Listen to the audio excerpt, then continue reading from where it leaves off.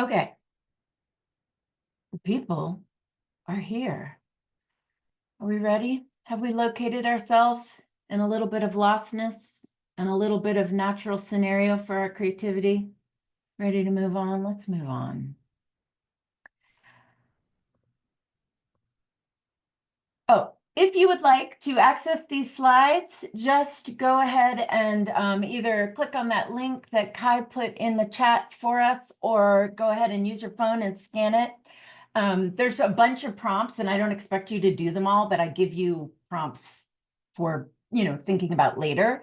So you might want the slides for that. Normally, I don't do this. I don't usually use a deck like this, so it's an experiment.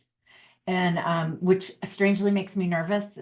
Why does it make me less nervous to have my big face on the screen? I don't know. But I just wanted to try something cool. And I just feel like I've been going to some webinars where I get to read and I don't have to be on screen. And I just thought it might be nice. It's been a hard passage these past few weeks. So I just thought maybe you could settle in and enjoy some brightness. Okay. I'm moving on. So I'm going to start with a little bit about me and what I know about getting found, because I'm the most found I've ever been in my life. And so I'm Frankie Rollins, for those of you who don't know me. I'm a writer, a creativity activist, a writing coach, a lover of human brains, every brain here. I love it so much. I'm a listener, a reader. I'm an untamable woman, completely untamable. I've had 41 jobs while trying to find my best life. I've been a bookstore clerk, attic cleaner, pruner of bushes, devastatingly bad at that, P.S., college RA, demolition worker, editor, waitress, devastatingly bad at that. Oh, you need a straw? You need some ketchup? I'm sorry, I cannot keep track of that. That is too much. I'm thinking of other things. A bartender, a museum greeter, a mover, a nanny, an archivist, creative writing and honors faculty. For years, I couldn't find a place to share my golden elixir of creativity in a way that also buoyed me. I gave it out a lot. I poured it out a lot, but it was hard to find ways to bring it back in. And in 2023, I left academia to start the Fifth Brain Collective. Now I'm at the helm of a community where golden elixirs flow back and forth all the dang time. We're doing that tonight. Welcome to your golden elixir, to my golden elixir. My work is devoted to rooting for our creativity, to uplifting a community of writers, to loving my own writing. And it is in this work that I find myself again and again. So I'm so glad you're taking an hour out of 2025's abundance of terrors to spend a minute with your own brain. I've taught thousands of writers at this point in my career, and this is where it always begins. Celebrating your own fine damn brain and trusting its creative impulses. Let me see. Let me see. Okay. Moving right along. So tonight, I'm doing what I love to do, getting you writing.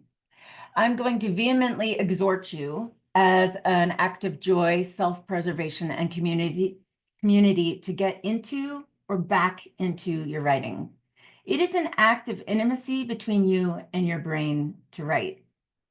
Honoring the self like this empowers you, instructs you, and illuminates your thoughts, which can lighten the heart and deepen the living. I'm going to encourage you to find yourself in this work, whatever kind of writing you do, whatever craft or genre you employ. Understand that you are at the heart of it. You get to choose and shape and make it like you like it.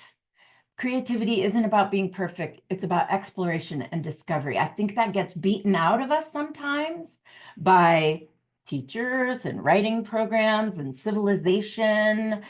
And I'm here to remind you that none of that matters. It's just between you and your own brain and your own self. So I'm going to give you some prompts tonight. I'm devoting some of the webinar for us to quiet down and write. I will prove that even just a few moments of writing can be a powerful act. I do this all the time. There are many people here who are on a weekly membership call, and they can vouch that just spending even 10 or 15 minutes writing a week, it keeps the fire lit and in a way that is so profound. Yeah, trusting is always the toughest part. Yay, hey, Debpo.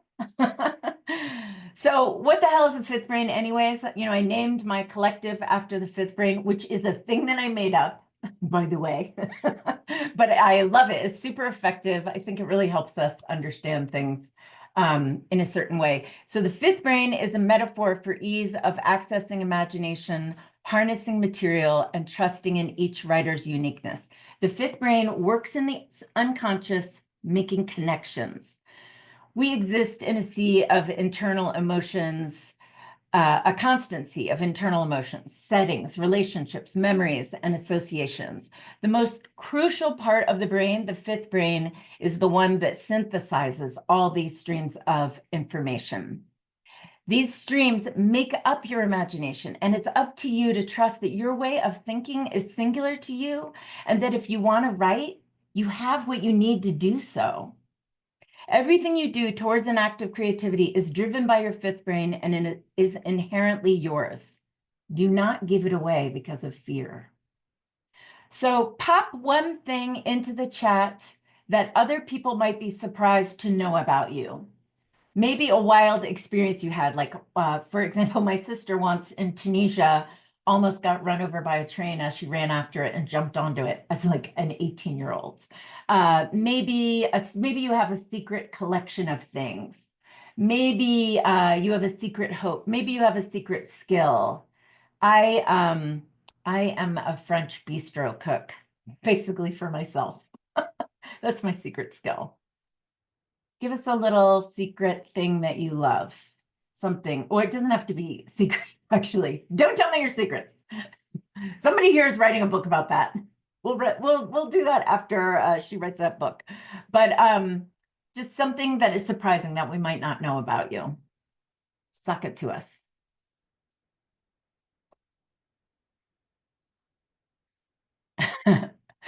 Christy loves letters. Eric collects skulls from roadkill, which I did not know that about you, Eric. I do know that you have a whole collection of naturally collected spiders. Whoa, Terry, at age 22, escaped a carjacking at gunpoint. Girl, that's so scary. So glad you're safe. Me too, Heather. Injure myself daily, sometimes bumping your knee on a coffee table or slicing off the tip of your thumb daily. Yeah, I know, I'm clumsy. This is so fun. Barbara practiced Oriental medicine for 25 years. What? I didn't know that. I mean, that's so interesting. Helene does dream work. Oh, I love dream work. Paul takes photos of flowers. Always a good activity. Cassandra teaches Pilates and gyrotonic. I don't even know what gyrotonic is. I will ask you about that. Oh, Deb Poe is a collection of heart-shaped rocks. Lee loves dogs and has fostered, rescued, adopted several. Even though you're allergic. Lee, that is an act of fierce love. Oh, how fantastic. EA has had a crush on my hairdresser for years. I feel like that is very good information. Oh, Rich, you have to have a safe thought in your head before you let go of the light switch. Wow, I'm so interested in the safe thoughts. Like, are you grounded? Are you like, do you think of rubber boots? We'll discuss at some point. Fast roped onto roofs from a helicopter at night. Whoa, Matthew Wild. Gianna has 40 plus plants in her home, 15 in the bedroom. I mean, that oxygen is pure. Victor, when I was 9 or 10, I almost choked to death on a hard candy, and your sister used the Heimlich. What? That's so satisfying. Oh my God, Mark Pettis, you did not used to be quiet. I can't even believe that. Oh, Laurie was in commercials when you were little. What? So many. Look, I know these people. A lot of these people I know, and they're all so surprising. Christine rubbed hundreds of naked bodies as a massage therapist for 30 years. Topaz is afraid of butterflies. Oh, I wish I could go to a butterfly sanctuary with you. Does seem like good exposure therapy. Beth has jammies in the form of an otter onesie with a hood and paws. Sarah, yes, many dumped dogs out of the desert. I've sent many people to that site that you worked with there. Oh, Kirsten raises butterflies from caterpillars, Topaz. When you're over there having the grilled cheese and tomato soup, maybe you all can do some butterfly work. Oh, best place ever made love, Sandra. A hammock on the top of the tree on an island on the East Coast. Woo, girl. Great one. Oh, Shelley, I forgot this about you. Used to be a fundamentalist Christian, went around witnessing to folks on the UA Mall. That is wild. Oh, there we go. Well, great. Sarah, same, but now a witch. Fabulous. Christian witch pipeline. Greg, I hit a truck with my bike when I was 9 and not sure I made it out with only scratches. Whoa. Whoa. Mark's objecting to Sandra's detail. Thank you so much. That's my point. There's my point.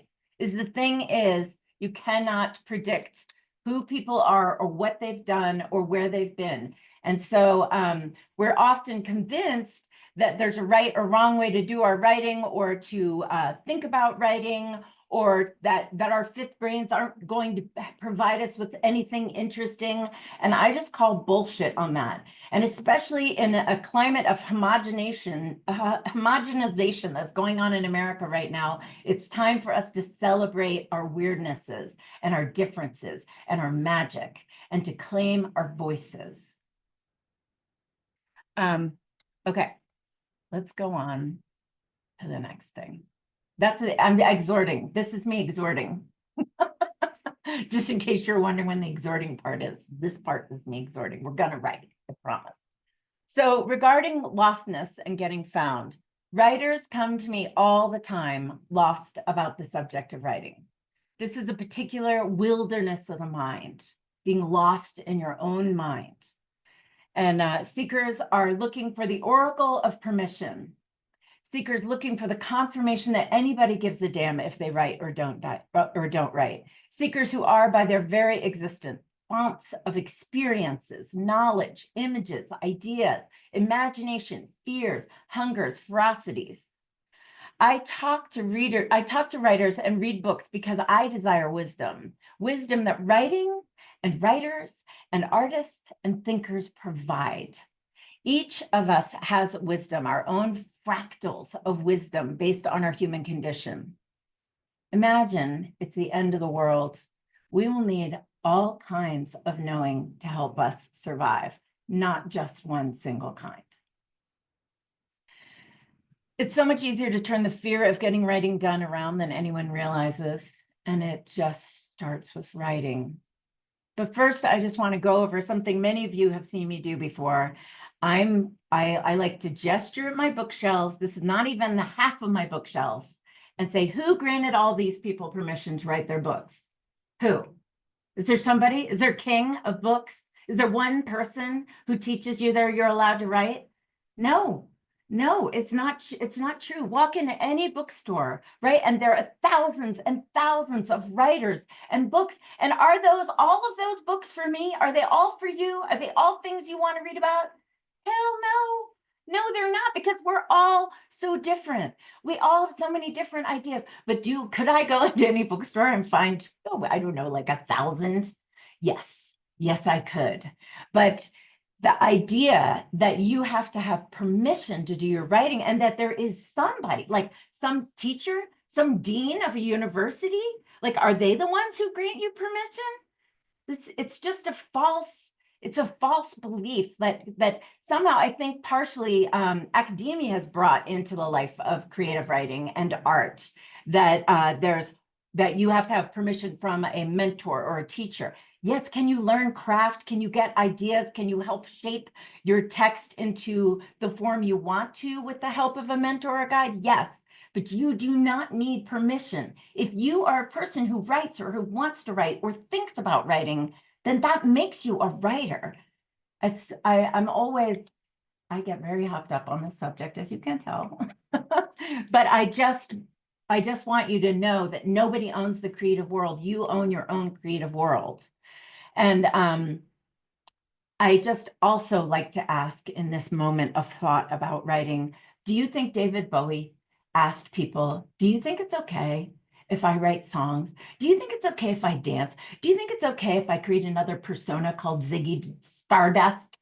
No, like he leaned in. He was a wild child when he was little, and he just leaned into all of his many talents, and he let them grow bigger and bigger and bigger. And we have this huge trove of his multifaceted artwork. And this is what I want you. I want you to be the David Bowie that you are, whatever version of that there is. There's so many to choose from, actually. So one more thing, and then we're going to get on to our writing. But one thing I've learned from doing a membership. So my business has been going for a year and a half, and I've learned so many things by studying these writers every week. And one of the things that I learned is that every week people will come up with new tiny rules for themselves. Like, it's just fascinating. Like, well, I'll give you some of them here. So we invent tiny rules to limit ourselves. And our obstacles change all the time. You think it's just one? No, you can create a new rule on the drop of a dime. So some of the tiny rules that have come up over time. I should write more often. I should write in third person. I should not write confessional poetry. I should write confessional poetry. I should write every day. I should have a degree. I should have published. Writing only matters if it's published. What I think doesn't matter. It's too crazy. I don't have permission. Only writers can write. Just like my sixth grade teacher said, I can't write. I want to write, but I'm not allowed to code switch. So-and-so won't approve. So-and-so will see what I really think. I should say more. I should say less. I should work on an essay rather than a novel. I should work on a story rather than a poem. I should, I can't, I should, I can't, and so on. I've had 41 jobs, and often many of them at once. How have I kept writing, you may ask? A little bit at a time. That's the real secret. I want, especially the busy people here, especially people who have full-time jobs who used to write and don't write anymore, little bit at a time. Because the thing is, it's between you and yourself. Like one of your magics is in your creative brain. Like you wouldn't have come here if you didn't have some interest in creativity or something in your brain that drives you to think in fresh ways. And so beware those tiny rules that really get in the way of you doing the writing. Is this slide a call out? It is kind of a call out. I'm just saying. But I'm calling you out with love and with total knowledge. I mean, I have been caught even also in the membership where somebody was like, oh, is that a tiny rule, Frankie? Because it happens to us all. That's why I'm telling you, we have to beware a little bit at a time. Okay, so now I've made up a bunch of prompts for you, and you'll just choose one. Just choose the one that has the most heat for you, that interests you the most. Then you can, and so they invite you to mess around with motivation or craft your imagery. And before I read through them, which I will in a minute, once you write, you can feel free to post a sentence or a line or a few lines that you scratched out. You don't have to, but no explanation or context is needed. We don't have time to really like share fully, but this sharing is an exercise in rejoicing. Rejoicing the energy that we're creating tonight by writing, in the you-ness that exists. And especially in fifth brain collective spaces, we're never here to apply outdated hierarchies of good or bad. We're just here to get the writing done. That is always what I'm interested in. So some of these prompts, I'll just read through them so you have some time to let them ping off your brains. Write a note about the kind of writing you like to do and one of the writers/texts that has excited you, now or in the past. Identify one characteristic of their work or style that's meaningful to you. Write a moment of being found, either in your own life, a character's life, or an object's existence. Use setting or dialogue or sensory description to describe the essence of being found. Go right for the heart of it. No context necessarily needed. You don't have to like get us there. You can just go in and write what you see in your mind. Look at one of the experiences of being lost you might be enmeshed in. Now write the opposite, naming what would locate you, your happiness, your foundness. Dream it up, write it down. Take a symbol, an image or idea you love. I call it black pepper birds. You know, when the sky is full of a whole flock of birds, really tiny up in the sky. So take an idea or image that you love and free associate anything that comes to it around to you around it in a list, like community, air, wing, feather, mark making, swoop, purpose. Then riff off any one of those. Look out the window or into the room where you are. View this vista with new eyes. What does it symbolize? Chaos, hibernation, precision, hunger, stasis, desire for order. Riff on that. Think of one element of you-ness the people would recognize / find you by. Through the eyes of an observer, you're not looking at yourself through your own eyes, but imagine someone else thinking about you. Describe it as if it wasn't yours, as if it's only being witnessed or discussed. Any questions? Huh? Okay, go for it. I'm setting the timer. 10 minutes. Make something happen out there, people.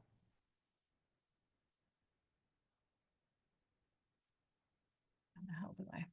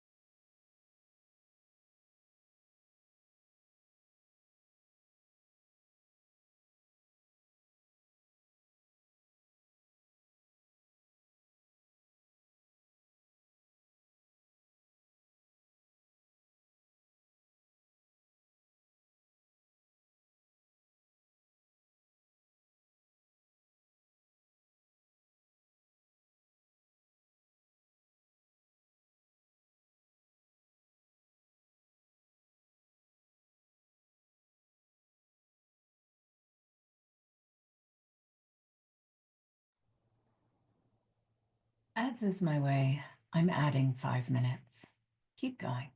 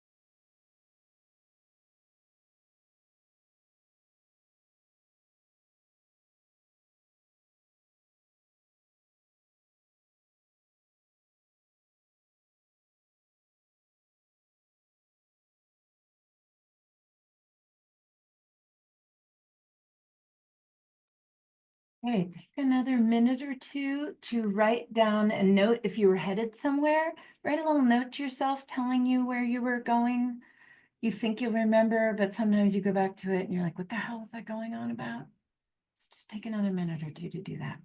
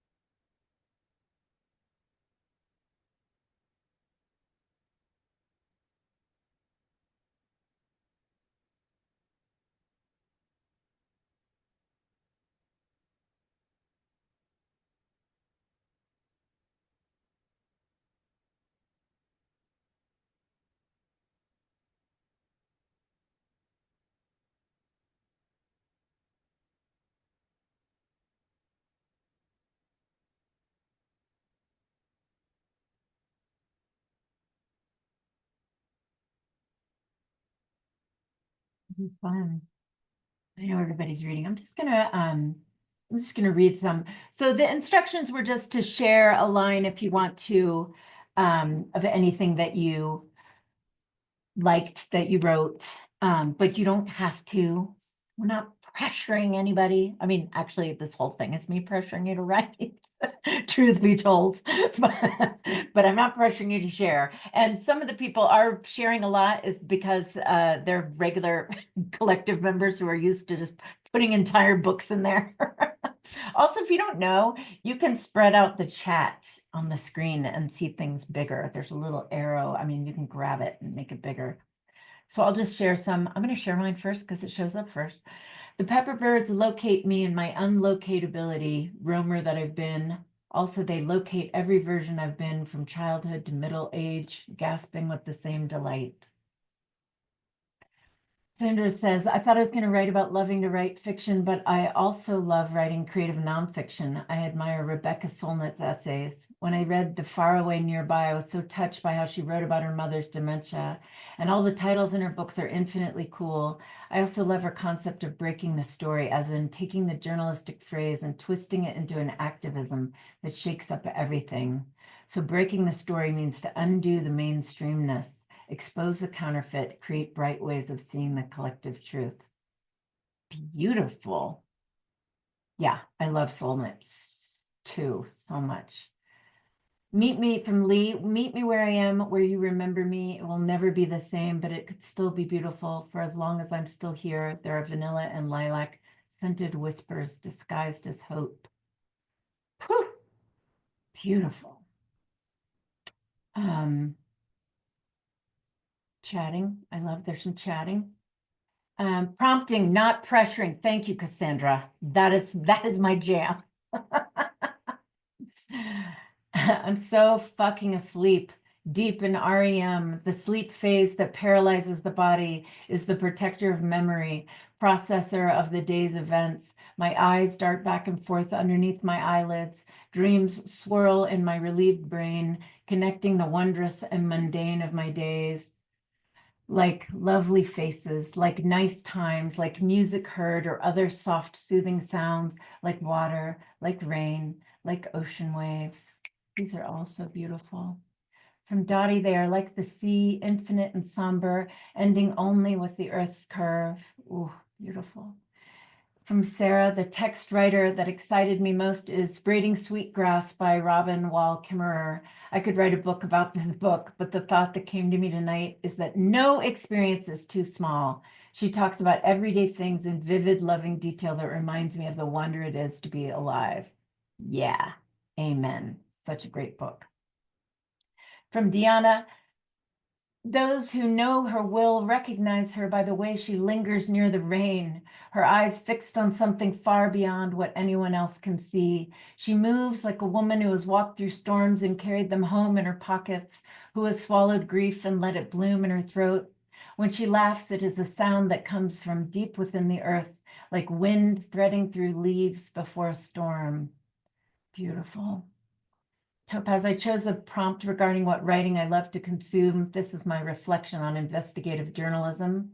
I have a quote from Topaz on my wall, by the way, that says, "Here to air bitches out," by the way, about investigative journalism. I like investigative journalism because it's detail-oriented, logical, sequential. I want that writing to be mine. It's a reflection of what I feel like my writing isn't: messy, sporadic. I have to remind myself that real-world journalists also go through drafts and scrapped pitches and bad writing. I have to remind myself that I'm a legitimate reporter and that I've created space for myself in this field. So what's stopping me from taking up the space I've created for myself and only myself? Let me just remind you again, here to air bitches out. The morning light from Christine, the morning light is softer. The morning light suits the morning when you're not quite ready for the day. From Shannon, her first word was this, translation from baby talk. What's this? She marches to the beat of her own drum, and that beat is loud, clear, and constant. This, this, this. From Cassandra, chalk on the sideway, hopscotch, spaghettios. What do these things have in common? From Deborah, a sparkling piece of pyrite, cut away from its nest, a nest of rock among the forest gladly, and so through many trials, and now this treat among the spring blooms, and world so much friendlier to the sky above it. Topaz, I'm absolutely here to air bitches out, especially the homophobic ones. Yes. From Rich, at the end of the hallway between the front door and their bedroom, Rich is standing, frozen, embarrassed, his forefinger stretched and tapping the light switch. The light switch Laura turned on the morning, left on all day, is still on. Rich turns from the switch to Laura to the switch. He's going to need help. From Victor, even more, to not only enjoy the pleasure of touching her, but to see the pleasure on her face, to know that not only is she letting me do this, she wants me to do this, that she moans in delight, that she whispers my name in pleasure, that she smiles at me, that she looks at me lovingly, warmly, invitingly, that she wants this as much as I do, that she thinks of me as I do of her. Beautiful. These are all so beautiful. You guys, look at that. Some fucking writing happened.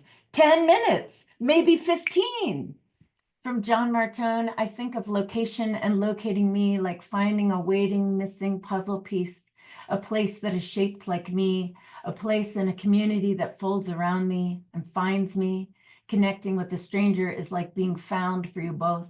In the best of times, there is a little excitement when you both say, "Hey, I know you." It's a lot of that tonight. Beautiful. Beautiful. Anybody else want to share a line? You could also unmute and read it if you wanted to. I just wanted to read all those loud. Because I'm a glutton. I'm the number one glutton in this situation. Anybody? Oh yeah, Greg. Trees are the aliens living on planet Earth, planted within the Earth years ago and growing up among us hidden in plain sight. What will happen when we've cut down the last tree, making an effort to remove the foreigners, the invasive, whoever that might be? Oh, I see that you are locked out. That is beautiful, Greg. I love that. Also terrifying. Let me see. How do we fix this situation? Oh, it's host tools.